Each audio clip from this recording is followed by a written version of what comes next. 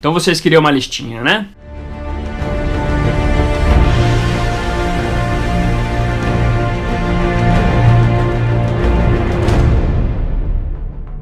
Fala meus amigos, meu nome é Fábio e bem-vindos a mais um vídeo do Caverna Morcego. E se você não viu, eu fiz um videozinho falando sobre uma listinha que o CBR fez com as 25 histórias mais importantes para eles lá do CBR, né?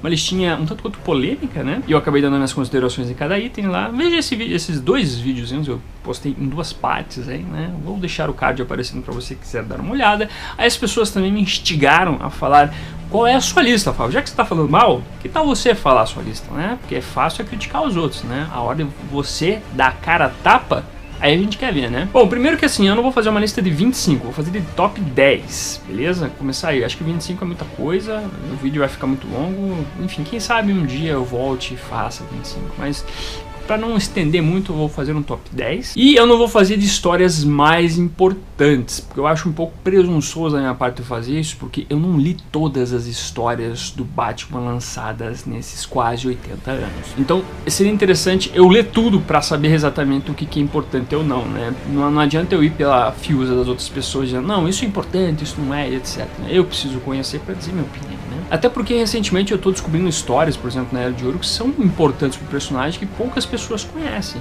Por exemplo, a gente tem a Batman número 7, lá de 1940 e poucos, onde nós temos um julgamento do Bruce Wayne, né? A primeira vez que o Bruce Wayne mata entre aspas, né? Acusado de assassinato. E nessa história, nesse julgamento, enfim, o comissário Gordon acaba admitindo que o Batman, ele é necessário para Gotham City e faz com que a aceitação em relação ao Batman seja aceita pela população de Gotham, né? E a partir daqui nós temos o Gordon e o Batman trabalhando juntos e tornando-se amigos também, né? Então, por exemplo, essa história, ela é muito importante para a carreira do Batman, para a história do Batman como um todo, né? E, cara, ninguém cita essa história, por exemplo, né? Então é difícil a gente colocar assim, quais são as 10 mais histórias, os 25 mais histórias importantes do personagem e tudo mais, sem a gente ter lido tudo, porque a gente pode ver pequenas coisinhas ali que podem ser histórias assim, que não sejam excelentes, mas talvez elas sejam importantes para o personagem. Concordo? Mas de qualquer maneira, então vou dizer as histórias que eu mais gosto do personagem, as 10 grandes da minha opinião, e eu sei que muitas pessoas vão ter opiniões diferentes, mas enfim, quis fazer aqui uma listinha diferente, né? Aí vai ter muita coisa chovendo molhado aqui, obviamente, mas mesmo assim vai ter coisas interessantes aqui, então, sem mais delongas, vamos lá, a 10ª posição. Começando aqui então, na minha listinha, nós temos na 10ª posição Gotham Central. Gotham Central não é necessariamente uma história do Batman, é no universo do Batman, mas eu acho que assim, a construção da história, a construção dos personagens, o enredo, os plots, etc, faz com que toda a série Gotham, não só um arco ou outro, mas toda a série Gotham Central seja muito boa. Toda vez que eu li Gotham Central, cara, não teve uma única vez que eu achei um problema nessa série. Eu gosto demais. Eu lembro que quando essa série era publicada nos Estados Unidos, demorou pra Panini trazer. Em algumas sessões de cartas, quando tinha isso nas revistas, a Panini falava que não ia trazer. Inclusive, a primeira vez que eu li foi nos Inomináveis, no Legalzinho, foi nos Scans, porque a Panini não ia trazer. Eu lembro que quando eu li pro Scan já, eu fiquei admirável, cara, com a qualidade dos roteiros do Ed Brubaker e do Greg Rucka. Sem falar que os desenhos do Michael Lark também são estupendos e casam muito bem com a dinâmica aqui dos roteiristas. Meu arco favorito até é do Coringa, que é o segundo arco, se eu não tô enganado. Na verdade é o terceiro, né? Porque a gente tem o começo, daí tem o Greg Rucka fazendo o arco com a René Montoya, e nós temos aí o Soft Targets, que é do Coringa. Eu lembro que eu não sabia que o Coringa ia ser o vilão nessa história, e quando eu fiquei descobrindo que ele ia ser o vilão na história mesmo, lendo ali, eu lembro que pra mim foi uma coisa boa, fantástica, assim, sabe? Então pra mim Gotham Central é uma das melhores coisas que tem no Batman, e é uma coisa assim que se eu preciso recomendar alguém pra ler alguma coisa do Batman, eu geralmente falo, lê isso aí, tá? Por mais que o Batman não apareça tanto, ele apareça pouco, e ele aparece em momentos chaves ali, mas mesmo assim a dinâmica das histórias não tem como a pessoa não gostar daquilo. Claro que tem algumas pessoas na internet que não gostam, né? Eu já vi alguns malucos não gostar desse negócio. Mas enfim, cada um tem sua opinião, e pra mim isso aí precisa estar numa lista de grandes histórias envolvendo o universo do Batman. Na 9ª posição nós temos O Longo Dia das Bruxas, do Jeff Loeb e do Tim Sale. Como eu já falei na última lista lá da CBR, eu não gosto do Jeff Loeb. Jeff Loeb é um cara que pra mim ele faz histórias repetidas, é meio preguiçoso, enfim, não curto muito o trabalho desse desse cara aí, né? Mas no longo Dia das Bruxas eu gostei do que ele fez, eu gostei como ele trabalhou Duas Caras, eu gostei como ele trabalhou a origem do personagem, eu gostei dos elementos envolvendo o poderoso chefão, os elementos envolvendo todos os malucos de Arkham. Eu gostei muito do desenho em si, o desenho característico desse artista é muito bacana e combina muito bem ali, tanto o roteiro quanto os desenhos se combinam e fazem uma história que é muito boa, é muito legal, todo o mistério também, você acompanhando todo o suspense de quem é realmente o serial killer lá, que é o Feriado, né? Então é uma história interessante, pra mim vale muito mais pelo Duas Caras. É muito bacana todos os easter eggs envolvendo o número 2 com Duas Caras. Tem pequenas coisinhas que às vezes pode passar desapercebido, mas tá lá, sabe? E é interessante você ver toda essa construção. É bacana você ver também que é uma espécie de Batman ano 2 aquilo também, né? Então é legal, assim, ele dá uma continuidade muito bacana pra Batman 1. Então pra mim é uma história que vale estar numa lista do Batman, né? Não nas posições mais altas, mas pra mim é uma história assim que eu indicaria para as pessoas lerem para conhecer o Batman. Na oitava posição nós temos Asilo Arkham de Grant Morrison, Dave McQueen, que também é uma boa história. Como falei na listinha lá do CBR, ele trabalha o Batman muito mais humano, ele trabalha muito mais nas percepções da loucura envolvendo o personagem Batman e os detentos do Arkham, né? Na verdade os doentes de Arkham, né? Mas ao mesmo tempo ela trabalha muito a origem do asilo como um todo, né? Do personagem Amadeus Arkham, que acabou dando origem a esse sanatório.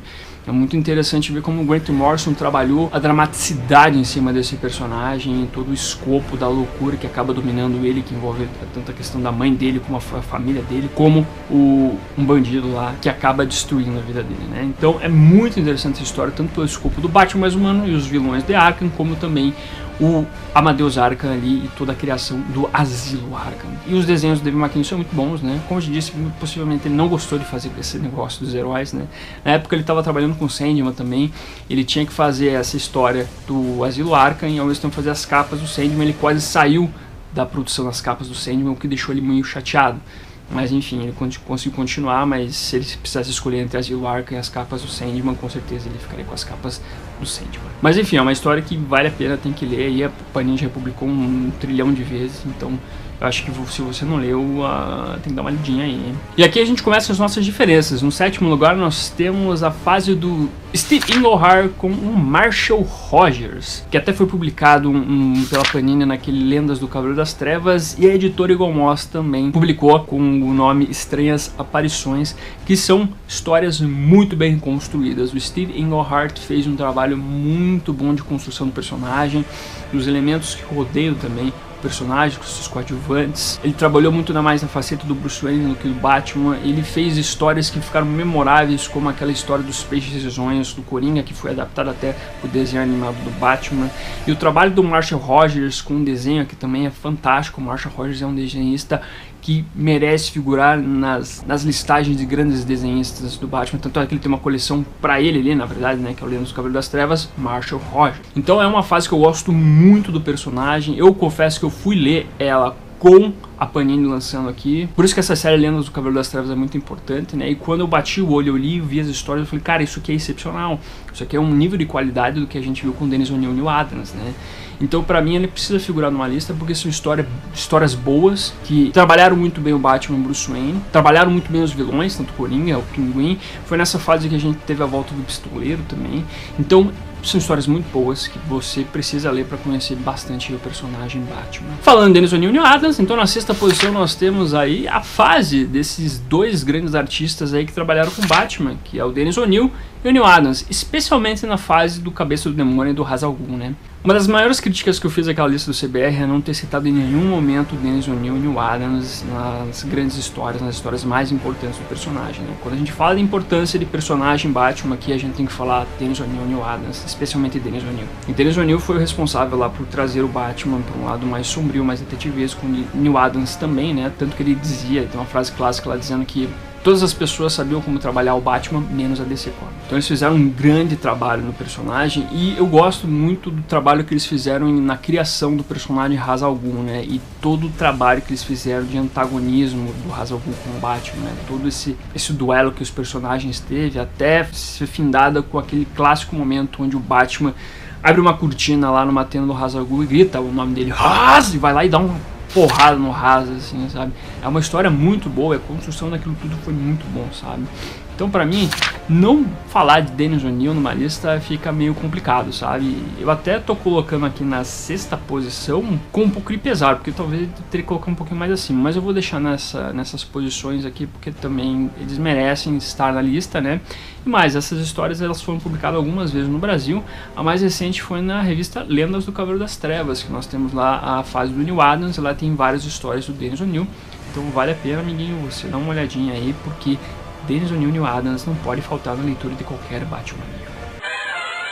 Meus amigos, como o vídeo ficou muito grande novamente, né, falei bastante, né, que nem o vídeo lá das 25 grandes histórias lá, uma história mais importante do Batman do CBR, eu dividi em 2 partes, né, vou ter que dividir esta listinha aqui, o top 10 que eu fiz, em 2 partes também, porque minhas considerações ficaram bem grandes aí em cada uma das posições. Então, pessoal, o vídeo vai acabar por aqui, você viu da 10ª até a 6ª posição aí, os quadrinhos aí que eu gosto bastante do Batman, né, e no próximo vídeo postado aí você vai ver a posição 5 até a 1ª posição, né? A 5ª posição até a 1ª posição, né? E aí fechamos o videozinho aí com as 10 grandes histórias na minha modesta singela opinião. Então, pessoal, espero que você tenha curtido até então o vídeo aí, né? Não se esqueça de curtir, apertar o joinha para esse vídeo aqui, compartilhar também, dar a sua opinião nos comentários aí do que você tá achando, né? Aproveita para ver a listinha lá do CBR, dos 25 grandes ou mais importantes, né? Estou olhando sempre aqui, importantes quadrinhos do Batman. Aproveita também para ver aí as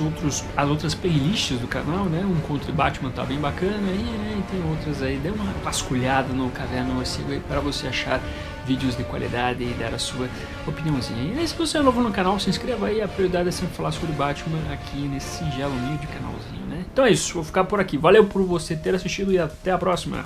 Fui!